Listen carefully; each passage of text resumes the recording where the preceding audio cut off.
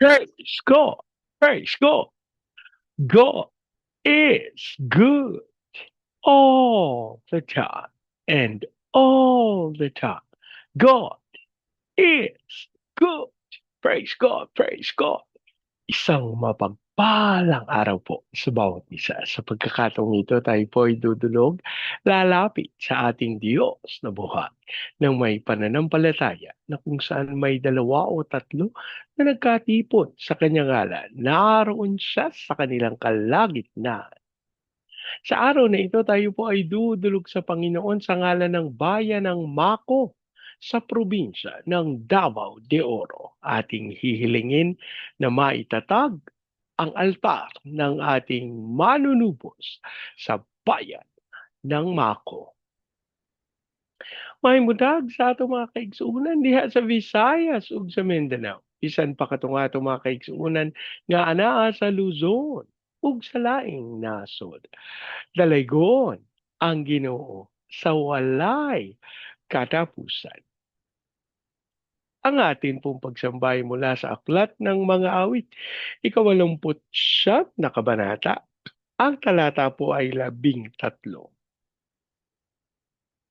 Ang taglay mong lakas at kapangyarihan ay walang kaparis, di matatawaran. Ang taglay mong lakas, ang taglay mong lakas, at kapangyarihan. Ang taglay mong lakas, ang taglay mong lakas at kapangyarihan ay walang kaparis, di matatawaran, ay walang kaparis, di matatawaran. Ang taglay mong lakas, ang taglay mong lakas at kapangyarihan ay walang kaparis, di matatawaran. Ama naming Diyos na makapangyarihan sa lahat, kami po'y nagpapasalamat sa pagkakataon na minsan pang makadulog at makalapit sa iyong banal na harapan. Ama, kami po'y nagpapakumbaba, humihingi ng tawad sa lahat ng pagkakasala na aming nagawa. Dasal namin ang banal na paglilinis, ng banal na dugo ng aming manunubos, pawiin ang lahat naming karumihan, ang lahat naming kasalanan. Habang amin din pong idinudulog sa iyo ang bayan ng Mako sa probinsya ng Davao de Oro. Ang aming panalangin, ang lahat ng altar at lahat ng kasunduan na ginawa sa bayan ng Mako nang hindi ayon sa pangalan ng aming Panginoong Yesu Kristo ay mapawalang bisa sa pangalan ni Jesus at ang aming hiling sa pangunguna ng iyong Santong Espiritu maitatag ang altar ng aming Panginoong Kristo sa bayan ng Mako. Maraming salamat po ang aming pag-asa at tinugon nyo at tinanggap namin ang aming panalangin sa pangalan ng aming Panginoong Jesus. Amen. Amen. Amen. Amen. Amen. Amen. Amen. Amen. Praise God. Praise God.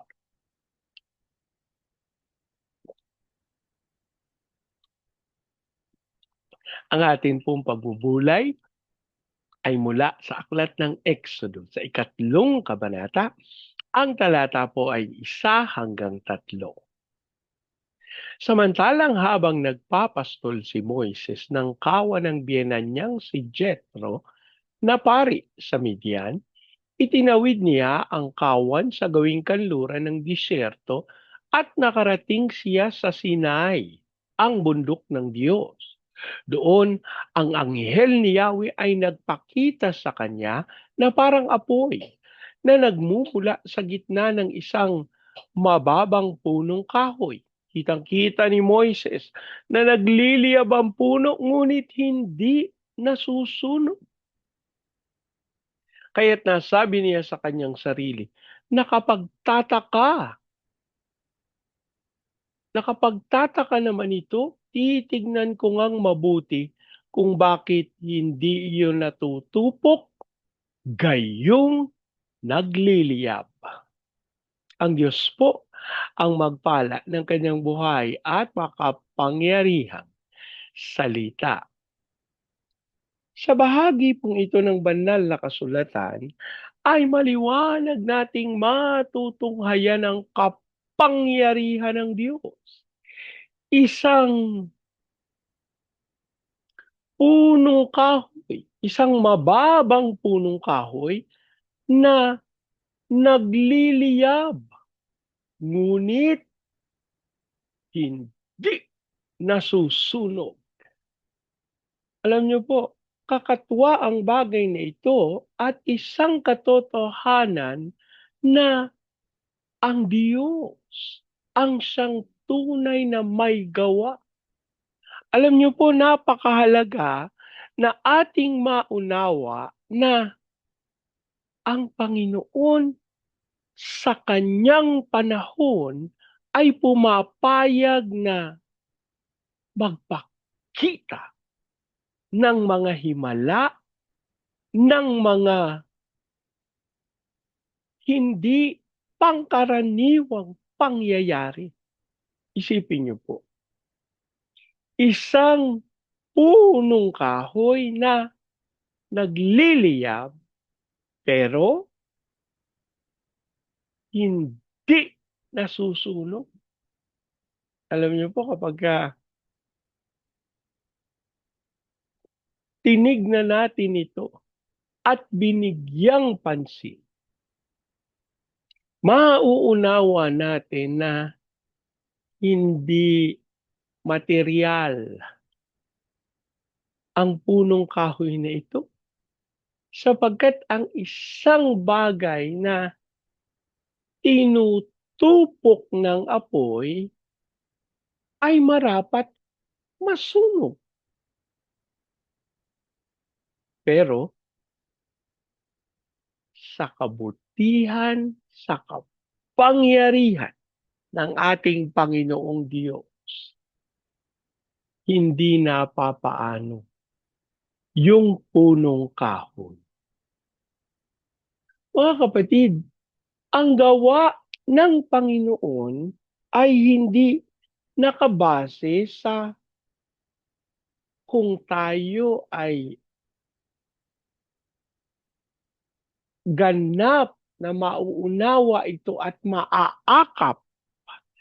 Ito po ay nakabase sa katotohanang nangangailangan ng pananampalataya. At ito po yung maliwanag na tinutukoy ng Diyos. Samantalang nakikita ng mata. Ano po? Pero, yung paniniwala po hindi mangyayari, hindi magaganap kung walang pananampalataya. May pangangailangan na ang bagay na ito ay hindi lamang masdan, hindi lamang tignan, hindi lamang bigyang pansin, kung hindi tunay na pagtuunan ng pananampalataya. Alam niyo po, God is calling us to do the same. Especially sa mga pangyayari po sa kasalukuyan. Meron pong nagaganap na giyera sa Iran, sa Israel, sa US. At nakita natin kung paanong naapektuhan nito yung produksyon ng langis, ano po, yung presyo ng langis at hindi man po tuwiran pero alam niyo, yung mga mapagsamantalang negosyante, kinuha nila ang pagkakataong ito para magkamal ng salapi. Nakakalungkot po yan, pero tayo po ay naniniwala na ang ating Diyos ay tapat na husgado. Kaya alam niyo po, samantalang nalulungkot tayo na ah, tinitake advantage nila itong sitwasyon, itong panahon na ito. Pero alam niyo po ako, meron po akong kapanatagan na hindi papayag ang Panginoon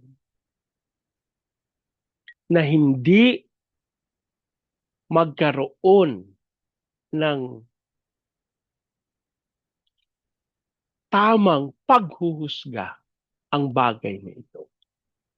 Mga kapatid, huwag nating akalain na samantalang nananahimik ang Panginoon, wala siyang ginagawa.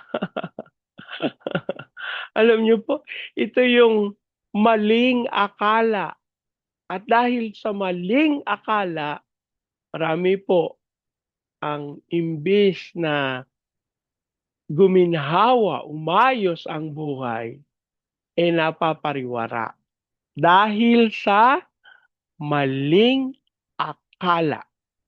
Kaya ako po gusto kong tawagan ng bawat isa sa atin, dun tayo sa katotohanan. Huwag tayong manalig dun sa akala ko kasi.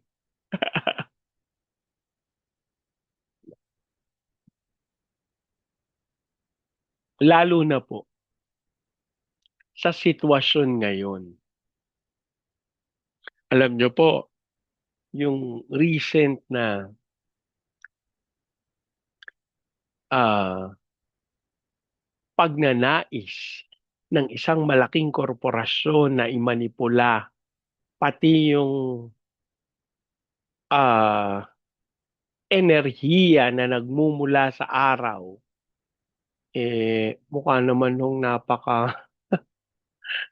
no? Na natutuwa po ako, natatawa ako sapagkat may mga post na tayong nababasa, ano po, na sinasabi na, naku, nananamantala na kayo. Sinasamantala nyo ang pagkakataon na ito kasi wala na kayong makukuha. Hindi na kayo kikita. Alam nyo po, yung recent na inilabas nila na kita nila, sa huling pagkakaalala ko, kung hindi 7 to 11 billion yung kanilang kinita sa isang quarter lang po. Ano gagawin nila dun sa pera na yun? Ano po?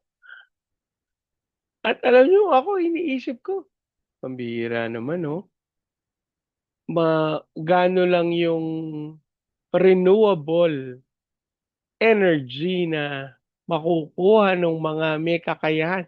Alam niyo po, hindi mura ang solar energy. Ano po?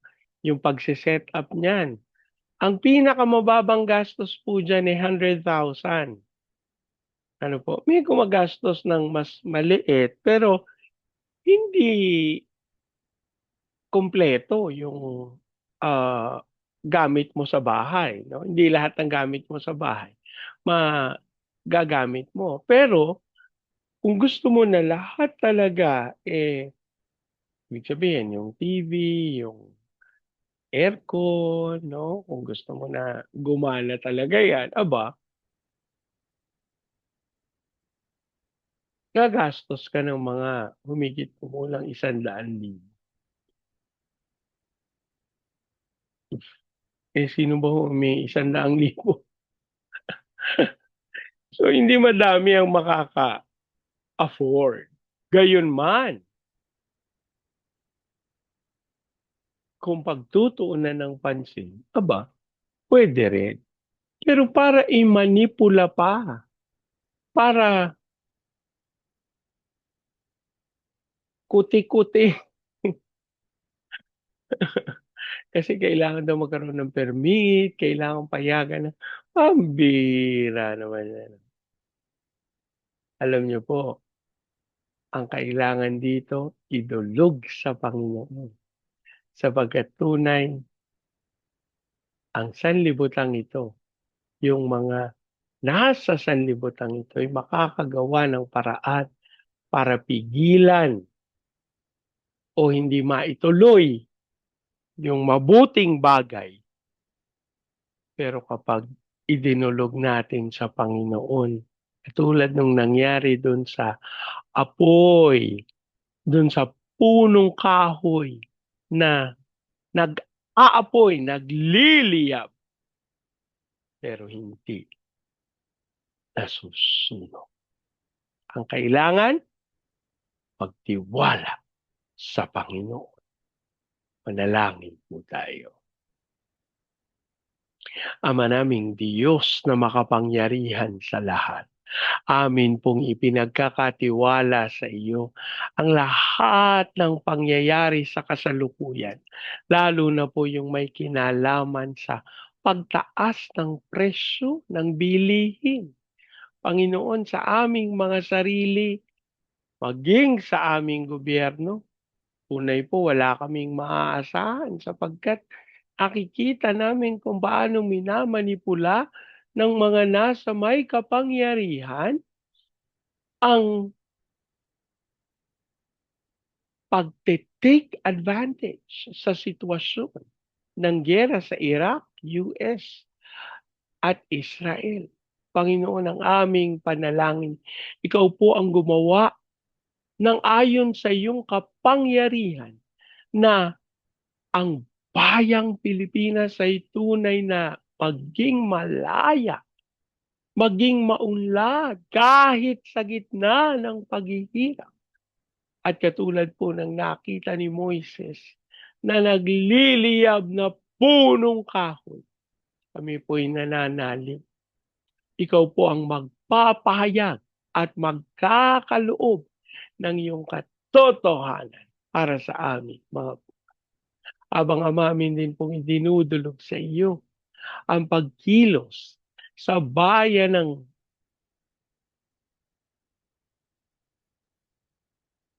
Mar sa Davao de Oro. Ang aming panalangin namang Diyos, ikaw po ang magkaloob ng pagkakaisa sa katawan ng aming Panginoong Kristo sa bayan ng Mako. Ang aming hiling, magkaroon ng unawaan, magkaroon ng pagpapatawad. Ikaw, amang Diyos, ang kumilos ng may kapangyarihan sa mga anak mo na nasa bayan ng Mako. At ang aming panalangin, abang ikaw ang nagkakaloob ng pagkakaisa, ito ang makita ng Santong Espiritu na dahilan upang itatag ang altar ng aming Panginoong Heso Kristo sa bayan ng Mako. At aming panalangin, bumaba ang iyong Santong Espiritu. Let the fire of revival consume the whole of Mako. Ayan mo ito yung dumaloy at maranasan ng Baguio City, Cagayan de Oro, Legazpi, Lipa, Manila, Pampanga, Pateros. Kilusan mo ng may kapangyarihan ang mga bayang ito. Ikaw po ang magkaloob ng kaunlaran. At hayaan mong dumaloy ito sa buong Luzon, Visayas at Mindanao. Hayaan mong matupad namin yung tawag mo sa amin to be the launching pad of the gospel, to be a missionary, sending country, and to be the America of Asia in the height of its glory. Nasali namin ang pagkilos mo ng may kapangyarihan sa lahat amang Diyos ng aming mga tagapanguna, aming President Marcos, Vice President Duterte, sa Senado, Kongreso, Judiciary, Military, Police, local government. We declare the fear of the Lord na maghari sa aming gobyerno. Habang amin din pong idinudulog sa iyo na kumilos ka ng may kapangyarihan sa aming mga misyonero, sa aming mga OFWs na tinawag mo bilang overseas, Filipino witnesses. Hayaan mong sila, Panginoon, ay patuloy na makapaghatid ng iyong katotohan sa mga bansa na iyong pinaglagakan sa kanila. As we also pray, Panginoon, sa mga training agencies, katulad po ng Main Lifeline, Asian Center for Missions, Elijah House Philippines, Church Renewal, Asia Pacific International Institute Studies. Lord, ikaw po ang magpala sa kanila at patuloy na umunlad ang mga ministeryong ito para matupad ang dakilang pagkatawag mo. As we also pray, Panginoon, sa mga bansang Vietnam, Cambodia, Myanmar, Laos, Thailand, Malaysia, Singapore, Indonesia, Brunei. Hilusan mo po mga bayang ito at magtagumpay ka sa pangalan ni Jesus. As we also pray sa Hong Kong, Macau, Taiwan, Lord, kilusan mo ang mga bayang ito, maging ang Japan, China, South Korea, North Korea, Brazil, Russia at Amerika. Mapangyari ang pinakamainam. And we declare the fire of revival.